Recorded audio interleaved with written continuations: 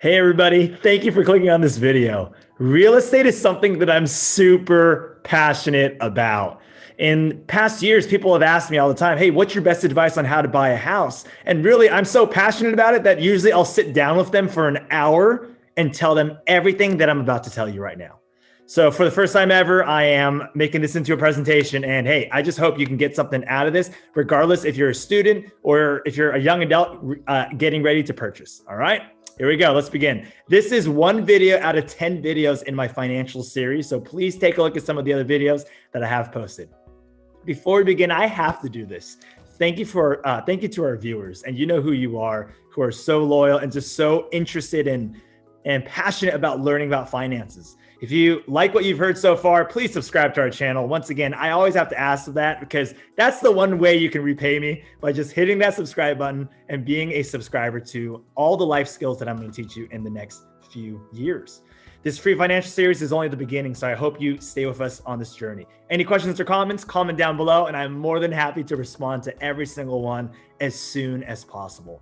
All right, here we go. This whole video was made from my passion for real estate. Like, you have to understand, for the past 5 hours, no joke, 5 hours, I have sat here and I've created this presentation all really from my brain, because once again, this is something that I constantly talk to my peers and my friends about in terms of how to get into the real estate business. All right. So super passionate about it. This is also years of me helping friends and listening to so many YouTube podcasts on the real estate market, et cetera, and just doing my own research. So if you like what you learned today, once again, I got to ask, hit that like button, and yeah, let's get it going so we can spread this message to more people. All right. I want to be very clear. I am not a professional who's in real estate. I'm just a teacher who has bought one house. And I'm sharing my experience today with you. My hope is that my students and whoever's listening right now will make good financial decisions for their future. Day 7 out of 10, let's go. So there's 2 ways to live, all right? You could rent and lease. It's really the same thing. And then you can own, all right? So let me quickly go through this. If you rent or lease, you pay your rent every month and you're good. You may have some utility bills like electric, gas, or maybe water or something like that, or maybe some trash, but you got some utilities. And then if something breaks, all you do is you call your landlord and you call your leasing office and they will fix it for you. So if your fridge goes out, which is like $1,000 or something like that, they will either fix it or replace it. If something is broken, they will fix it or replace it. Now, another way to live is to own. And as you can see, there's a lot of different things that go along with owning, okay, which I'll talk about right now, which I believe is in your note taker, but I'll come back to it in a bit. So why buy a place? Because when you rent or you lease, your rent can change every single year. If you rent for 30 years, your rent will probably be so much more in 30 years than it is right now. So your rent can always change depending on what the landlord wants and or how the economy is performing. There's no home value appreciation, which means if the building you're living in goes up in value, you don't get any of that. You're just a renter. The landlord who owns it will get that. You are borrowing a place. So when you own, you can get a fixed rate mortgage, which means that if you set it up right, 30 years fixed rate, your payment will not change unless you refinance it or get a lower payment, but your payment should not go up unless you take out money or anything like that for the next whatever years. Okay. Now, once again, there's so many different ways to go up and down. Yes to home value appreciation. If your house goes up in value, maybe double the value, then yeah, you can claim that if you sell it. And finally, you own the place. So if you want to paint a wall, you can do that. You don't need to ask permission for anything. So that's one, those are some reasons to buy a place. Now, cost of owning a home, and I believe this is in the note taker if you are doing the notes. Number 1, your mortgage payment. This is monthly. It's a loan from the bank. And this is how you keep living in your house. You got to keep paying the bills. It's called a mortgage payment. Property taxes, about 2 times a year, they'll ask. You can prepay it all in one time if you want, but about 2 times a year here in California, they'll ask for property taxes, which is about 1% of your national average. Let's say you bought your house for $500,000 and now it's $1 million worth, right? Now, you're going to have to pay your property tax on what? On most likely the appraised value, which is the higher value. I know for certain states like California, there's like a 2% cap at which it can like cap it every single year. So maybe it's $1 million property, but you're not paying that once again, it's all about your purchase price. So look into that. And I don't want to say too much there, but that's pretty much it. Additional taxes, some new Southern California developments. So if you're living in a brand new area, most likely you're paying a different extra tax. It's called like Melrose or something like that. That's to build the schools all around, the community all around, the infrastructure, et cetera. All right. So some places in California have that. Utilities, electric, gas, trash, water, internet. Do your parents pay for that? Yes, they do. That's something I never thought about when I was in school. So utilities, HOA fees. So if you live in a community that has HOA, not every community has it, then most likely you have like community pools and community parks, and they maintain all those grounds, and you've got to pay for it. It's an HOA fee, a homeowners association.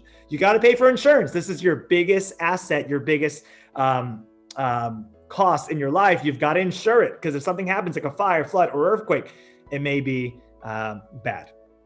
Any repairs on home or your appliances, you've got to fix. That's the cost of owning a home. Maintenance, yard work, cleaning, etc. Like the list goes on. If you're interested in this, I am going to do another separate video on all the costs of owning my home. All right. So if you're interested in that, I would be more than happy to share that. All right, cool. Things you can and cannot change about a home. This is once again in your note taker. Things you can change. Okay. So when you're buying a property, think about this. You can change the paint, the flooring, the furniture, some structural changes. So you can knock down a wall once again, and you've got to look at you got to hire an engineer and figure out is this structurally sound or not. You can change your landscape. You can change your curb appeal. You can change your appliances. You can change your bathrooms, your kitchen, whatever you want. You can change all those things. Things you cannot change. And once again, most young buyers, they don't know this or they don't look for this. One, you cannot change your location of your house. That's just what it is. You can't change the property lines. You can change your neighbors. You can't change the loud noise of a street, let's say like nearby you, or a train, and you can't change electrical poles, right? Those are all things out of your control. So when you're buying a home, this is something to think about when it comes to, am I buying the right property for me? All right. So once again, keep that in mind. Okay, so the only way to make money, and once again, I never knew this as a student. My parents were in real estate and they had multiple properties, but I never knew this. The only way to make money is if you sell your property. So let's say you buy a place for $500,000 and within 5 years, it goes up $200,000. Just because it went up in value doesn't mean that you just get another $200,000 in your bank account. You only get that money if you sell your property. So most people are like, oh, well, you get a $200,000 profit. Well, not completely. I want to show you both sides, and I'll show you right now with the numbers. Let's say it goes up by $200,000, right? So do you really get $200,000 in your bank account immediately? No. Even if you sell it, no. Why? Because there's costs. Okay, so let me briefly explain this. Let's say if you bought a $500,000 property, most likely you put down 20%, maybe, and you can put down less. I'll talk about that in a bit. But let's say you put down 20%, that's $100,000 cash. So your mortgage, what you're loaning from the bank now is $400,000. Okay. When you sell a property, you've got to pay a real estate professional to kind of help you with it. Now, these prices can be negotiable, but I'm using what I know as a standard, which is 3% on both sides. So you have to pay your listing agent, your selling agent, 3%. And then you've got to pay your, whoever represents the buyer, you actually have to pay them as well as the seller. That's just what it is. So there's $42,000. Any home repairs that need to be done before you sell it, termite repairs, and that's specific to, I think, California, Florida, and I think Hawaii, but we have a lot of termites here. And I believe it's on the seller to pay a portion of that or all of it. Any capital gains tax. So if it's over $250,000 per individual, so $500,000 per couple, then you're gonna have to get taxed on this profit that you just made. And then once again, the $400,000 mortgage. Okay, so once again, $700,000 sold price, $42,000 fees, about $10,000. It depends on what you need in your house. I don't know. Every situation is different. $400,000 mortgage, $100,000 down payment. So you still get a lot of money, $148,000. Well, but that's way different than that $200,000 at first. By the way, this should be $500,000, not $600,000. So that's my mistake right there. All right, cool. All right, so over 5 years, that's about $29,600. So some of you are looking at that and saying, hey, I'll take $29,600 per year over 5 years. And that's about $2,466 per month income, right? You're like, wow, that's a lot of money. So let's go back here. $148,000 is a lot of money. Yes, But once again, I'm gonna play both sides. But for owning a home for 5 years, you have to pay that mortgage, $400,000 mortgage at, let's just say 3.5%. That's a little bit high considering some of the amazing deals right now going on in 2020.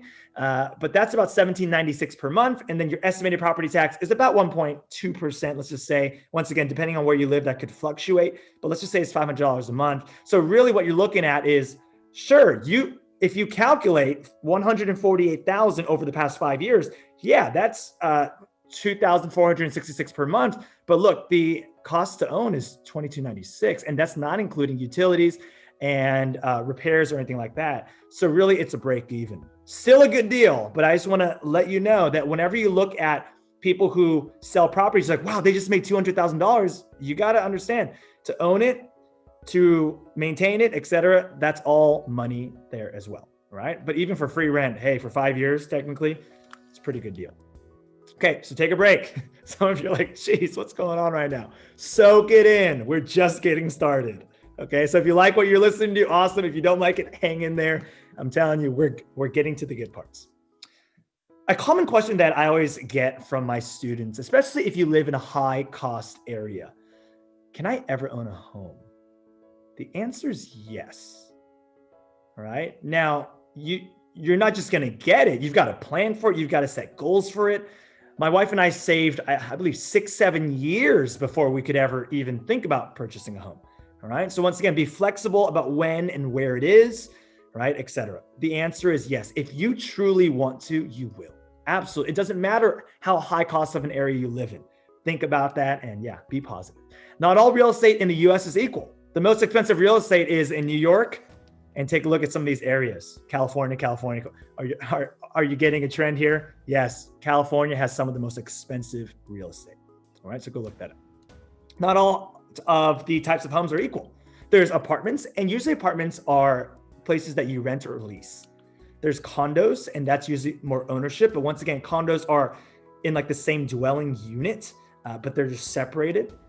There's a townhouse. So this is like a single family attached home. So maybe one wall is shared or two walls is shared, but no one's above or below you. That's usually a townhouse. And then you've got your single family detached house. All of these are amazing forms of housing. And I'm telling you, be grateful, right? Not one of these are just better than the other, but it just depends on which life stage you're in, et cetera, et cetera, et cetera. All right. So here we go. I always start with Mrs. Chow. So yesterday I told her, hey, tomorrow I'm going to make a how to buy a house video. What do you think I should talk about? And for her, it was all, her thing was, hey, be patient, wait, and choose the right one. Don't just jump at the best, cheapest opportunity.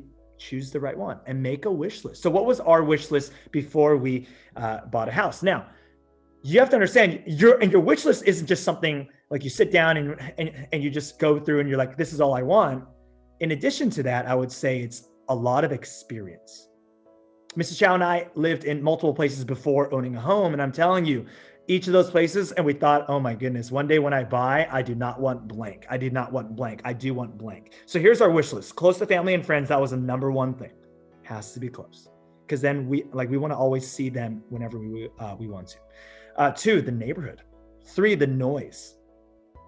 I am a soft sleeper, so I cannot live next to a busy street. And I've done that for years. And I'm telling you, I'm so grateful right now where I live. Something we could grow old in and keep for a long time. Close to our top destinations, something that's move-in ready. There's either a fixer-upper, which is like a cheaper home, but you've got to fix up all the stuff, or a place that someone's already fixed up. And I'm willing to put it on the mortgage and pay a little higher for a place that's move-in ready, just so that we don't have to do a lot of the work, because that work takes a lot of time. And if you know people, then better for you. But I don't know many contractors or anything like that. So we wanted a move-in place ready. And finally, for me, a cheap property tax, which most likely is an older place. All right. Because if you move into a brand new community, most likely the taxes are going to be higher. All right. So just keep that in mind. So here we go. Same thing as the car video. I'm going to go all out right now. And I'm going to walk you through the 11 steps that I took personally to buy a home. All right, here we go. Preparation is key. Save about 20% for your down payment. And if you look at the numbers, about $500,000, that's about $100,000 cash.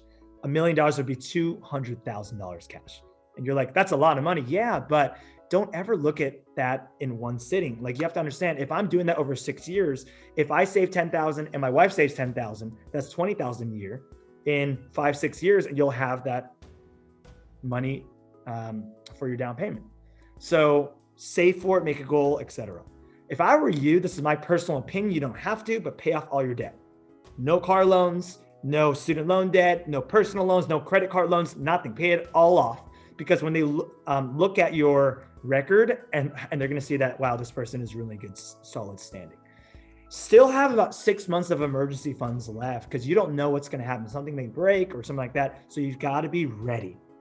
The number one thing that the mortgage companies look at is your debt to income ratio. I never knew this.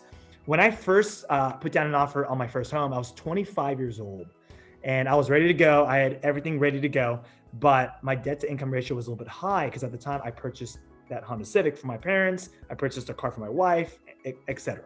So there was a lot of different loans that we still had outstanding. So that's why we were not approved. But 3 years later at 28, 29, when we bought, our debt to income ratio was so much better because now I knew that this thing even existed. Usually they will not rent or they will not give you a mortgage if you are above that 40%-ish ratio.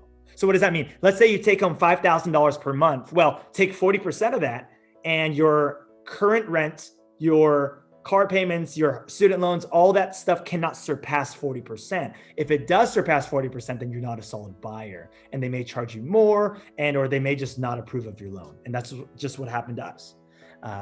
So stable income, job stability, get your tax returns ready for the past 2 years, prove to them that you are in solid standing, have a strong credit score, etc. And think about where do you want to be in the next 5 to 10 years? Because most likely you can't just buy and sell that quick. You've got to wait, in my opinion, a few years. All right. So that all comes first. And the majority of my friends right now, even in their 30s, are in that stage, the preparation stage. It's the longest stage. Number 2, after you're ready to go, then you do your research. Okay. Your location. Where do you want to live? What type of housing do you want? Remember, your neighborhood areas and schools are important. You may not have kids, but understand that one day when you sell it, everyone else is going to be looking for those things. So those are super important things. Timing is everything. There's something called a seller's market, and then there's something called a buyer's market. And by the way, if you're taking notes, take notes on whatever you want. I know this is a lot, so you don't have to write everything down, but take notes on whatever you want. So buyer's market, seller's market. In short, a seller's market gives more priority and opportunity to the sellers. So it means that the market's hot, and if you sell, you're going to make a lot of money. A buyer's market is whenever the inventory, let's just say, is really high, or just like there's a lot of homes available. So the buyers are going to have more choice in all the deals. Also think about interest rates. This time last year, there's so comparing now to last year, there's a 1% or even more difference in the interest rate. 1% on just let's just say a big property. That's a lot of money. So over 30 years. So you have to look at what is a good interest rate. Now, the bank will always tell you that you can afford more than you actually can, but you have to understand what should you afford, not what can you afford. For me, it's always about that 33 to 35% of your take-home salary. And be careful. You may get approved with your spouse, but let's just say your spouse stops working. So now you only have one income, and you've got to account for that. So what should you afford, not what can you afford? Because they'll always tell you that you can afford more than you actually should. Where do you want to live for the next 5 to 10 years? Once again, that's really, really, really important. All right. Okay, now let's move to the pre-approval stage. Now you shop. And when I say shop, go look for about 2, 3, 4 different mortgage companies and shop around for the best interest rates. Don't just look for the rate, look at all the fees. Every mortgage company will charge you different fees. So shop around on where you're going to borrow money from. And same thing as the car video, have them have them fight against each other to get your business, right? Because you have the power in this circumstance. With each pre-approval will most likely require a credit check, but I'm pretty sure it's about 45 days. So if you check 6 different companies in 45 days, it's going to look like you only did it one time. So your credit won't get hit multiple times. Remember, every time you get a pre-approval, it's going to affect your credit score. So your GPA is going to go down. So keep that in mind. 2 of the most popular loans out there are the 15-year or the 30-year fixed rate mortgage. There's many different loans out there. Sometimes they tell you that, hey, this is what your loan's going to be. but next year it's going to change. But if you get a fixed rate mortgage, then that's not going to happen. There's different types of loans. There's conforming and non-conforming, conventional mortgages. There's jumbo mortgages. There's government-backed loans. There's so many different ones. Some of these loans don't require a 20% down. They're just like, hey, you can buy a house if you have 3% down. And then you look at it and you're like, wait, 500,000, 3%, that's only 15,000 or so. I don't know if I did that math right, but I'm pretty sure I did. You're like, oh, then anyone can buy a house. But remember, so look at the very bottom, there's something called private mortgage insurance. And this all depends on the loan you have. But if you don't give that 20% down, they're going to charge you another fee on top of that. Because think about it. You're loaning $500,000 or more from a bank and you only put 15,000. Let's say you give up on the house, then the bank needs insurance on that. Like they need money so that if you back out, they're not going to just all collapse. All right. So keep that in mind. Choose and hire a realtor. That's step number 4. My advice, do not just look at the commission. A lot of people do this, but I do not recommend that. Don't go with the cheapest realtor out there. It pays to have a realtor with experience, patience. Think about how they communicate, their personality, but most importantly, and this is how I figured out who the right realtor was for me. And my guy's, in my opinion, the best. I'm not going to name him because I didn't ask him for permission. I should have, but he was the best teacher of real estate. He saw a young guy, this guy right here. I didn't know anything, but he took me in and he didn't just say, hey, I know everything, follow me. He said, hey, let me teach you. Let me teach you what every step is and why we do every step. The best realtors are the best teachers. Go interview them before you decide. Can they negotiate? How driven are they? If someone sold 1,000 homes and someone sold 1 home, this person with 1,000 homes most likely has a lot more experience. And I would rather pay for that experience than go with the cheapo, because it will help you in negotiations and in getting your deal done. What are their connections? Are they a go-getter? Do they have time for you? So if they're too busy, that's not good either, because then they'll give you like most likely someone else who's below them. But once again, it's all up to you. And it's always easier to have a referral. So if someone says this realtor is legit, it usually they are legit. And for selling, what are their strategies and what are their ways on how they can sell a property quick and for the highest price? All right. So once again, go choose and hire a good realtor.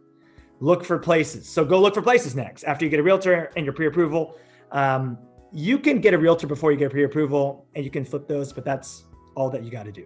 Step 5, look for places. Go look for places online or in person. Super easy now. I remember growing up, my parents were looking at multiple properties and they had to go through a realtor. Why? Because the realtor had access to something called the MLS, the multiple listing service. These days, there's other sites like Zillow and Redfin who get, and they give you a lot of the information, not all. So realtors can still access more, but understand that now you can go look at any property you want and see photos, etc. Okay. Understand that inventory changes every day. So patience. If you're not 100% sold on a property, just wait, right? Don't rush it. People are going to rush you all the time and say, oh, like you're wasting money on rent, but this is a commitment and you've got to make sure it's the right one for you. Be positive. Look past the furniture. That's something I tell a lot of my friends and they don't believe me. I'm like, hey, all that furniture that you see there, most likely it's staging, especially if it's really nice. And that's all going to go unless you pay for it in your escrow process later on. And you can ask the seller, hey, is that your furniture? If it is, can I buy it off you? So you may be able to keep it, but once again, most likely it'll go. Look at the bones of the house. Those are the things that cannot be gone. So anything that's attached to a wall cannot most likely go. If you don't get your first choice in property, keep going and don't get too emotionally attached to a place. I get it. Sometimes we're crazy about a house and then all of a sudden someone else beats us. And you're like, oh, it's over. No, be positive, keep going. Go visit homes. A home sometimes looks way different in person than online. And I think ever since we've been on distance learning, even people look different on in person versus online. Go get a feel for the neighborhood, the neighbors, the schools nearby. Go visit and go look at the place during different times. So many times open houses happen like around that noontime and you look at the street and you're like, wow, look at all the parking. But then at night you come back and there's so many cars that are lining the street because once again, everyone's at work. So look at it at different times. I've got a thing, I tell my friends this all the time. When I go buy a property, I'll sit on that street for about 3 nights. A weeknight, a weekend night. Why? Because I want to get a feel of what is this property like at night. And I'm telling you, it's way different usually than what I originally saw. All right, so keep that in mind. All communities are great. I truly mean this, but not all communities will fit what you're looking for. So go back to that wish list, make an offer. So let's just say you love this property, make an offer. If you want to purchase a place, tell your realtor and they will make an offer for you. Now, here's something I didn't know. You can't just talk to the seller.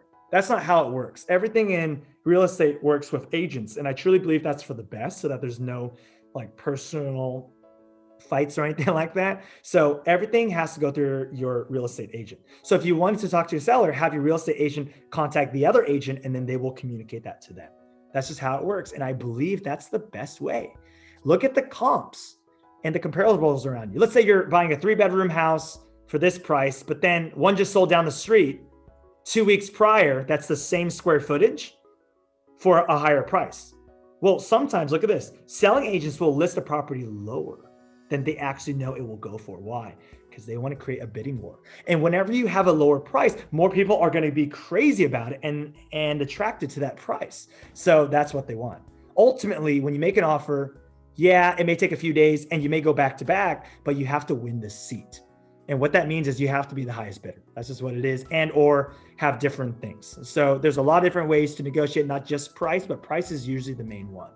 Begin escrow. I never knew what escrow was. I remember growing up, my parents would always say, hey, we're entering escrow on this house. I'm like, I had no idea what that is. Escrow is where you pay a third party who will hold the money until the buyer and seller will reach an agreement. So it's kind of like a third party, non-biased person who will hold everything until everything gets signed, and then it will give you what you want. Usually it's about a 30-day process. Once again, it's whatever's decided in contract. Whatever's in contract goes. So make sure whatever's in contract you agree with. I've seen, especially times where, like this year where it's been super tough, I've seen escrow go longer. Why? Because it takes longer to get everything approved. Now, most likely your escrow will ask you first for something called an earnest money deposit. So it's not a scam. It's just, they say, hey, if you're serious, if your offer is serious and you really want to go forward, then you've got to give us, let's say 1 to 3% of the price that you're going to pay for the house. So 3% of 500,000 is 15,000, or 3% of $1 million is about $30,000. During this time, you have X amount of days. Once again, everything's in contract. And I'm not going to tell you what I did because it's not going to be the same for you. During this escrow period, you've got to do a home inspection. You've got to check everything. Look at everything. Look at the roof. Look at everything on the house that you may not have looked at the open house. Secure the mortgage and the loan / financing. Get approval for your disclosures. Get insurance for your house, etc. So you've got to go. And I'm telling you, most stressful time in my life was this 30-day period. Oh my goodness. And especially if you have a job and you're working, it just gets even crazier, right? So hang in there, but escrow, that's what it is. Now, after you go through everything and everything checks off and you're happy with everything, now you've got to move forward in your buying process, and you've got to understand when you sign a document, it's official. And these days it goes so fast. Like my realtor says, hey, Bill, sign this. And I sign it, it's an e-signature, and then it gets emailed to me and the other party. Be careful. This is all legal stuff. So you can't just change your mind and back off. It don't work that way. If you do, then they can take your earnest money deposit. So after you go through everything, you're going to release contingency after contingency, which means you're going to release more of it. And then after you've released all of it, it means that you're going to buy the house. All right. So keep that in mind. All right, I know this video is going a bit long, so I'm going to finish it up here. Next, I never knew how many papers you had to sign. I believe ours was 150 pages. Now, you didn't have to sign every page, but most pages you need to sign in that thing. And it took about an hour or two to sign all these papers. And your hand starts getting tired. But remember, you got to read everything. If there's something you don't agree with, make sure you get clarification. You ask, what is this, etc. And usually, like, there's something called a notary. It could be the escrow agent as well if they have both, but in short, you've got to make sure everything's official, okay? Pay your closing fees, 2 to 5% of the purchase price, okay? That's something else I wasn't ready for. This is just to close out the loan, and you gotta have that money ready. Have money to pay your mortgage immediately, because the moment you sign all these papers, all the responsibility falls on your shoulders, and you've gotta pay the mortgage, and you gotta pay the property tax, etc. Get copies of everything. After you sign everything, you get the keys. Take photos. On our fridge, there's still a photo of my wife and I with our real estate agent, and my wife and I with our loan officer, and my wife and I with our escrow officer. And I'm telling you, give a gift to these people. You just made one of the biggest commitments of your life financially. Yeah, you can afford a $50 to $100 gift card. Absolutely. So plan for that and just know that these people helped you get your dream place. All right. So never forget the people who helped you out. And then finally, let me finish off here. Honestly, this is where it all begins. Yeah, we just bought a house, but this is where it all begins. Congrats, you did it. Be mindful, lower your stress level. I could feel it as we were finishing our escrow process. I was so stressed. I think I lost hair during that process. And I think my health just declined. But I knew that now I needed to adjust back to life, which was normalcy. All right. So take care of yourself. Now you got to take care of your property. It does get a little stressful because as a renter, you didn't need to do that. Now you got to take time to start fixing things that need fixing. But always remember, a home is not a building. It's not. It's all about the people who live in it. So just because you have a nice home, it doesn't mean that you have a nice home. Your home is your family. Take care of them. I get it. It gets stressful, but you've got to care for the people in your life. Never forget why you purchased a house. Don't show off and just appreciate what you have. Most of my friends don't even know that I own a home. Why? Because we're not on Instagram, we're not on social media. But in short, just be careful. All right. And of course, celebrate it, invite your family, invite your friends over, have fun, have a housewarming, but just know that not everyone is in this position or situation to buy a house. And yeah, people may get jealous. All right. So keep that in mind. And I'm trying to help you out here. Thank you for watching this video. I know it was a long video, but if you stay till the end, you're amazing. Like Squad, get it going. Hit that like button. I'll see you next time.